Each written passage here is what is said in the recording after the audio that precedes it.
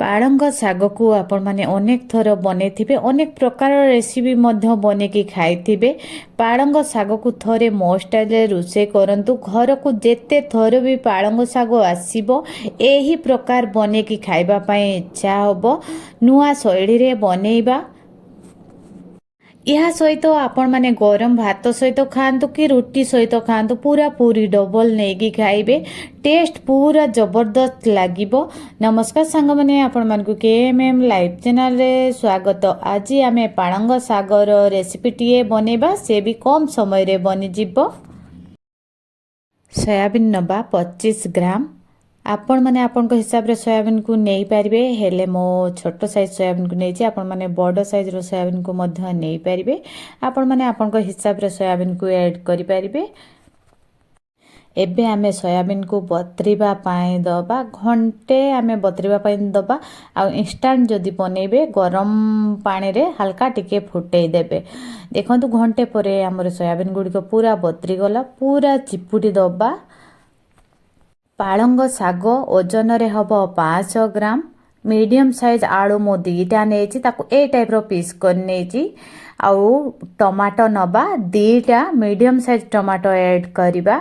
ଆପଣମାନେ ଆପଣଙ୍କ ହିସାବରେ କମ୍ ବେଶୀ କରିକି ନେଇପାରିବେ। ଏବେ ଆମେ କଢ଼ାରେ ତେଲ ଗରମ ହେବା ପାଇଁ ଦେବା। ମୁଁ ସୋରିଷ ତେଲ ଗରମ ହେବା ପାଇଁ ଦେଇଛି, ଆପଣମାନେ ରିଫାଇନ୍ ତେଲରେ ବି ସୋୟାବିନ୍ ଗୁଡ଼ିକୁ ଭାଜି ପାରିବେ। ତେଲ ଆମର ଗରମ ହେଇଗଲା, ଏବେ ଆମେ ସୋୟାବିନ୍ ଗୁଡ଼ିକୁ ଭାଜି ଦେବା। ପୁରା ରେଡ୍ କଲର୍ ଆସିବା ଯାଏଁ ଭାଜି ନେବା। ଦେଖନ୍ତୁ ହାଲକା ଟିକେ ଟିକେ ରେଡ୍ କଲର୍ ଆସିଗଲାଣି। ଏବେ ଆମେ ସୋୟାବିନ୍ ଗୁଡ଼ିକୁ ଆଉ ଭାଜିବାନି ବେଶୀ, ଏବେ ଆମେ ବାହାର କରିନେବା। ଏବେ ଆଉ ଆମେ 2ରୁ 3 ଚାମଚ ସୋରିଷ ତେଲ ଆଡ଼୍ କରିଦେବା। ଆମେ ଯେଉଁ ଆଳୁ ଗୁଡ଼ିକୁ କାଟିକି ରଖିଛେ ତାକୁ ଏବେ ଭାଜି ନେବା। ଆଳୁ ଗୁଡ଼ିକୁ ଆମେ ଭାଜିବା, ପୁରା ରେଡ୍ କଲର୍ ଆସିବା ଯାଏଁ ଏଇପରିକା ଆମେ ଭାଜି ନେବା। ଏବେ ଆମେ ଆଳୁ ଗୁଡ଼ିକୁ ବାହାର କରିନେବା। ଏବେ ମୁଁ ଆଉ କିଛିଟା ତେଲ ଏଥିରେ ଆଡ଼୍ କରିଦେଇଛି, ପାଖାପାଖି 5ରୁ 6 ଚାମଚ ପାଖାପାଖି ତେଲ ଆଡ଼୍ କରିଦେଇଛି। ଏବେ ମୁଁ ମିଡ଼ିୟମ୍ ସାଇଜ୍ ପିଆଜ 2ଟା ତାକୁ ଆଡ଼୍ କରିଦେଇଛି। ଏଥିରେ ମୁଁ ରସୁଣ 1 ଖୋଲା ଦେଇଛି ଏବଂ ଅଦା ହାଫ୍ ଇଞ୍ଚ ଏବଂ ଟମାଟୋ 2ଟା, ତାକୁ ମୁଁ ଭଲ କି ଚିକଣ ଭାବରେ ପେଷ୍ଟ କରି ନେଇଛି। ପିଆଜ ଆମର ହାଲକା ରେଡ୍ କଲର୍ ଆସିଗଲାଣି। ଏବେ ଆମେ ମସଲାକୁ ଆଡ଼୍ କରିଦେବା। ଏବେ ଆମେ ଗୁଣ୍ଡ ମସଲା ଆଡ଼୍ କରିବା। କାଶ୍ମୀର ରେଡ୍ ଚିଲି ପାଉଡ଼ର 1 ଚାମଚ, ଧନିଆ ପାଉଡ଼ର 1 ଚାମଚ, ଜିରା ପାଉଡ଼ର 1 ଚାମଚ, ହଳଦୀ ପାଉଡ଼ର 1 ଚାମଚ, ତାକୁ ଏବେ ଆମେ ଆଡ଼୍ କରିଦେବା ଏବଂ ତେଲ ସହିତ ମସଲାକୁ ଭାଜି ହେବା ପାଇଁ କିଛି ସମୟ ଛାଡ଼ିଦେବା। ଦେଖନ୍ତୁ ମସଲା ଆମର ତେଲ ସହିତ ବହୁତ ସୁନ୍ଦର ଭାବରେ କଷି ହେଇଗଲା ଏବଂ ଭାଜି ମଧ୍ୟ ହେଇଗଲା। ଦେଖନ୍ତୁ ତେଲ ପୁରା ମସଲାରୁ ଉପରକୁ ଆସିଗଲାଣି, ଜାଣିବେ ଯେ ଆମର ମସଲା ପୁରାପୁରି ଠିକ୍ ଅଛି। ଏବେ ଏଥିରେ ଆମେ ଯେଉଁ ପାଳଙ୍ଗ ଶାଗକୁ ରଖିଥିଲେ ତାକୁ ଏବେ ଆମେ ଆଡ଼୍ କରିଦେବା। ପାଳଙ୍ଗ ଶାଗରେ ଟମାଟୋକୁ ସ୍କିପ୍ କରିବେନି। ଟମାଟୋକୁ ଆଡ଼୍ କରିବା ଦ୍ୱାରା ପାଳଙ୍ଗ ଶାଗର ଟେଷ୍ଟଟା ପୁରା ଜବରଦସ୍ତ ଲାଗିବ। ଆମେ ଯେତିକ ପରିମାଣ ପାଳଙ୍ଗ ଶାଗ ନେଇଥିଲେ ସବୁତକକୁ ଆଡ଼୍ କରିଦେବା। ଏବେ ଆମେ ପାଳଙ୍ଗ ଶାଗରେ ଯେତିକ ପରିମାଣ ଲୁଣ ଲାଗିବ ସେଇ ହିସାବରେ ଆମେ ଲୁଣ ଆଡ଼୍ କରିଦେବା। ଏବେ ଆମେ ଢାଙ୍କୁଣୀ ଲଗାଇଦେବା।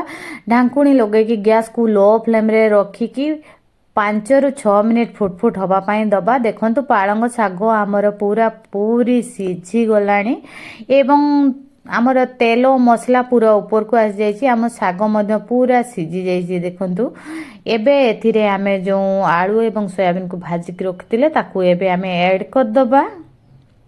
ଏବେ ପାଳଙ୍ଗ ଶାଗ ଏବଂ ଆଳୁ ସହିତ ଭଲ କି ମିକ୍ସ କରିନେବା। ଏବେ ଆଉ ଝୋଳ ପାଇଁ ମୁଁ ଜଷ୍ଟ ଖାଲି ହାଫ୍ ଗିନା ଏମିତିକା ପାଣି ଆଡ଼୍ କରିବି। ଆପଣ ଯେଉଁ ହିସାବରେ ଝୋଳ ରଖିବେ ସେଇ ହିସାବରେ ପାଣିକୁ ମଧ୍ୟ ଆଡ଼୍ କରିପାରିବେ।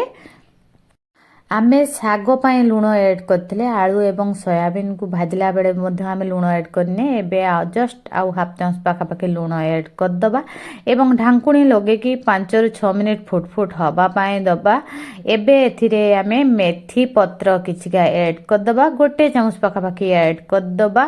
ୟାକୁ ସ୍କିପ୍ କରିବେନି, ନିହାତି ଭାବରେ ଆଡ଼୍ କରିବେ, ତେବେ ହେଲେ ଆମର ପାଳଙ୍ଗ ଶାଗ ତରକାରୀ ଟେଷ୍ଟି ଲାଗିବ।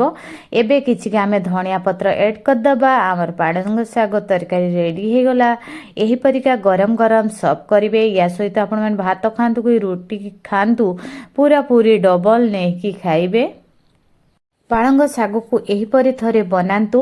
ଘରକୁ ଯେତେ ଥର ବି ପାଳଙ୍ଗ ଶାଗ ଆସିବ ଏହିପରିକା ବନେଇକି ଖାଇବା ପାଇଁ ଇଚ୍ଛା ହେବ।